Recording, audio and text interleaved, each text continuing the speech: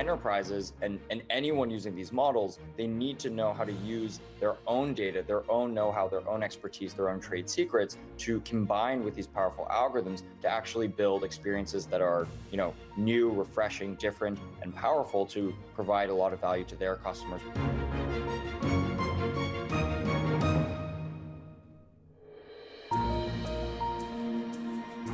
Military implementations of AI are going to be incredibly important. We need to ensure that in this next phase that the US is both economically dominant, but also has military leadership as well when it comes to artificial intelligence.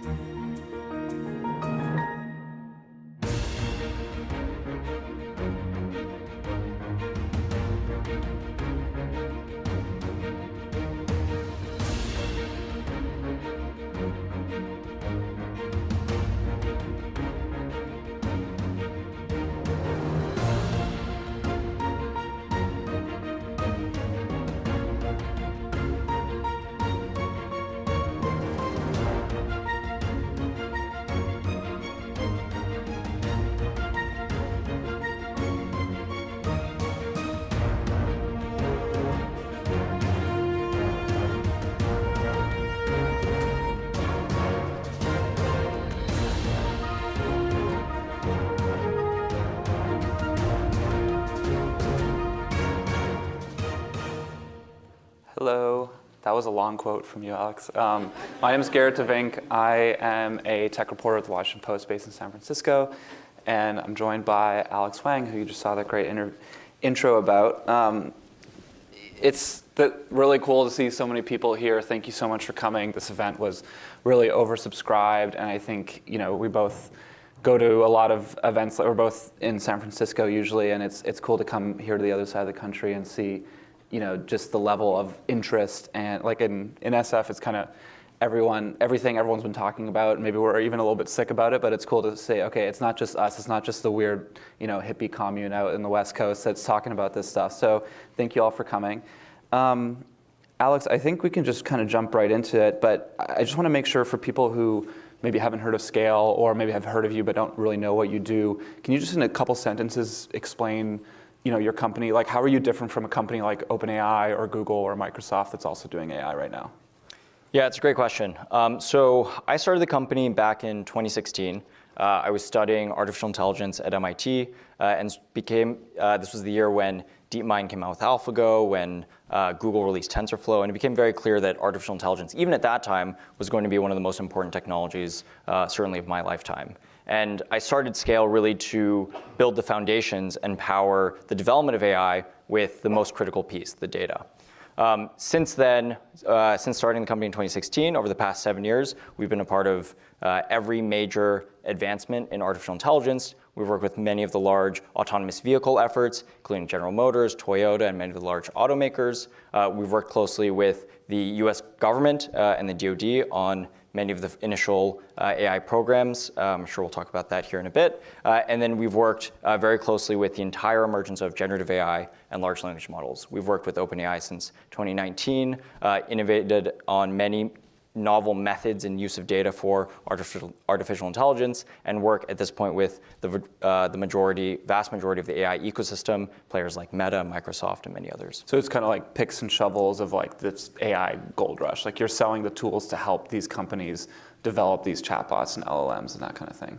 Yeah, I think our differentiated view is perhaps that this entire industry needs platforms and it needs infrastructure to enable to be successful. And so our view is the best way to enable that all to happen is to power it an infrastructure platform that everybody can use and the entire industry can benefit from. I mean, you mentioned the government, obviously your quotes, your congressional testimony, talking a lot about military use, talking a lot about China, geopolitics. You have a $250 million deal with the Pentagon. I mean, that's a serious amount of money. I mean, why, coming from San Francisco, it's not something that we hear a lot. We don't talk that much about even government tech and especially military tech. A lot of people out there are still uncomfortable with that. Why did you choose to kind of position your company this way to, really aggressively sell to the Pentagon? What's behind that choice?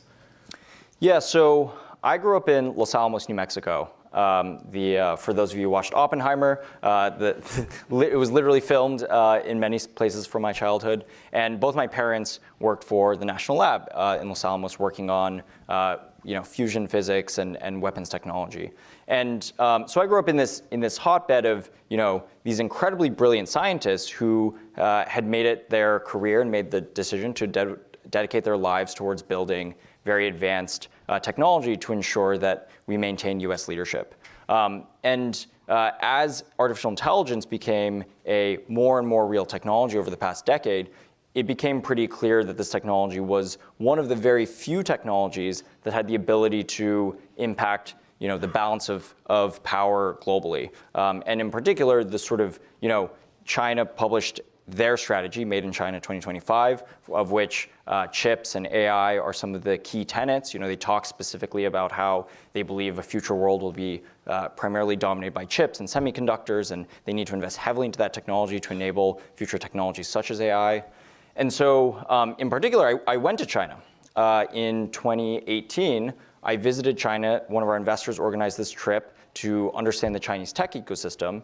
And in one of the companies, a Chinese facial recognition company, you walk in the lobby, and there's a giant screen that shows like a video feed of the lobby, and your face immediately gets recognized as you walk in. And real time, you see your face be recognized. It recognizes who you are, your major demographics, like all this like very dystopian tech demo. And this was back in 2018, and basically realized that other countries were going to be, particularly China, was going to be very, very dedicated in using artificial intelligence to power their country's ambitions, let's say. And this was, this is well reported. They use facial recognition technology very actively to suppress Uyghurs and for in building a global surveillance state. And it became pretty clear that, if you believe that AI is going to be one of these critical technologies, there had to be American companies who could help bridge the gap between Silicon Valley and DC, and could help bridge the gap between this incredible wellspring of technology and innovation that was happening in San Francisco, happening in Silicon Valley, and bring that technology to the US government to actually empower America to stay ahead, to stay in a leadership position. Right. I mean, we just heard from Leader Schumer, and he was he said, we are ahead, or the US is ahead, but the gap is narrowing. That's sort of his characterization of it. You and I were just talking backstage about chips and kind of, how we're, a lot of time when we talk about AI, we think about software, we think about things that are, learning themselves. But at the end of the day, hardware is a huge part of this. And so, I mean, do you think that characterization of, ahead, but the gap is narrowing is accurate? And how do you think about this race, or this arms race, so to speak? Yeah, what I would probably say is certainly the US is ahead. The technologies were invented and innovated and developed predominantly in the United States. London, as well, the UK as well, has been a key innovation hub for the technology. And so we're ahead today. I think China has incredible ambitions to catch up from a technological perspective, and they've demonstrated in the past, in both software and other AI technologies, a clear ability to catch up, and in some cases even surpass US tech capabilities. If we look at the last generation of artificial intelligence, computer vision technology, so being able to understand images and videos for technologies like facial recognition or self-driving cars, China was behind. These technologies were created and developed in the United States. China recognized that, immediately created very large domestic industries to fuel this AI development in facial recognition, in autonomous vehicles, and so on. And now if you look at where is the cutting edge computer vision technology being built, is actually in China. They successfully caught up and got ahead. And so my fear is in this current wave is that in large language models, in cutting edge generative AI and AI technologies, the same might happen yet again. We saw, it was reported earlier this year that China has bought $5 billion worth of high-end GPUs, predominantly NVIDIA GPUs. That's an incredible investment. That's a very large and decisive investment by Chinese tech giants to catch up to American technology. And in the backdrop of everything that's happening now in AI is is the scaling laws. And this is, I think, it's sort of a little bit behind the scenes, but this is the underlying trend that's defining everything, which is, simply put, we're using just dramatically more compute, dramatically bigger models, and dramatically more data to build dramatically more powerful algorithms. So in the past 4 years, there's been a 1,000-fold increase in the amount of data used to power large-scale AI systems. So in 2019, the models were about 2 billion parameters in size, and now they're about 2 trillion parameters in size. Many companies are on the record for over the next 3 years, roughly 3 years, for another 100-fold scale up in computational capacity for these algorithms. So over the course of that 7-year span, it's a 100,000-fold increase in the amount of computational power applied to training these large generative models. And that, there's very few industries where you see over a 7-year period, a 100,000-fold increase in resources. And so this creates a lot of pressure in how countries think about this technology, and in particular, it creates a lot of pressure on the supply chain. So as you mentioned, this depends a lot on hardware. It depends a lot on high-end GPUs, particularly GPUs manufactured and produced by NVIDIA. And we saw recently increased sort of export controls on chips. I think this is going to be an increasingly hotbed issue for the US versus other countries. Today, 100% of high-end GPUs are manufactured in Taiwan at TSMC. Right. So there's a very clear geopolitical tension that only increases, it will increase literally 100-fold over the next 3 years, which is that today there's the choke point of the entire AI industry and all AI progress comes in these fabs in Taiwan at TSMC.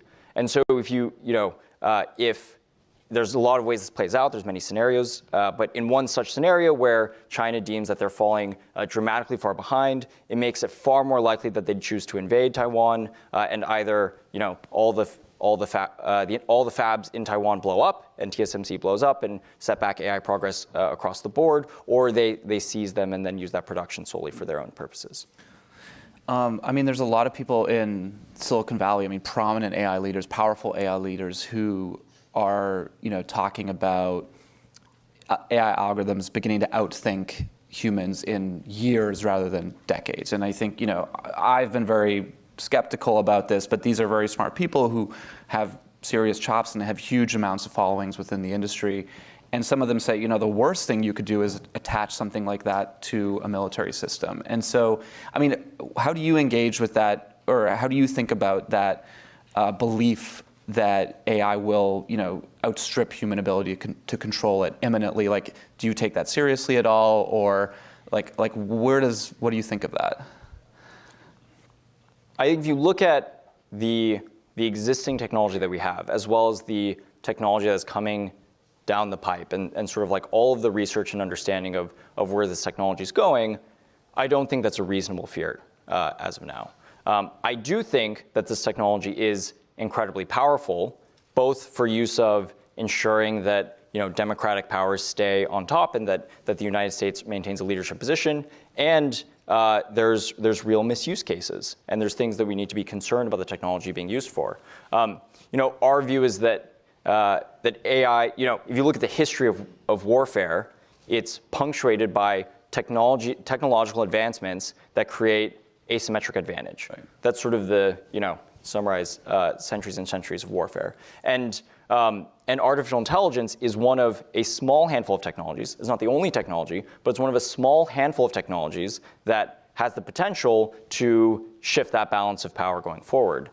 We talked about this almost exactly 1 year ago with Eric Schmidt, and I think that the CCP is very clear about their ambitions. They're very clear that they believe, there's some writings that they have where they talk about AI as a potential leapfrog technology for the PLA versus the US DoD. They believe that if they overinvest into AI and the United States in parallel underinvest into artificial intelligence, because we're going to overinvest into maintaining our existing systems, they could actually develop far superior capabilities than us in the United States. So broadly speaking, if you zoom all the way out, I think this is one of the key technologies for military power and hard power over the coming years, and we need to be thinking about it as such. Do you draw any like red lines for yourself though? Because obviously you're providing infrastructure for the government. You're providing tools for the government to crunch their data, to get smarter, to get faster.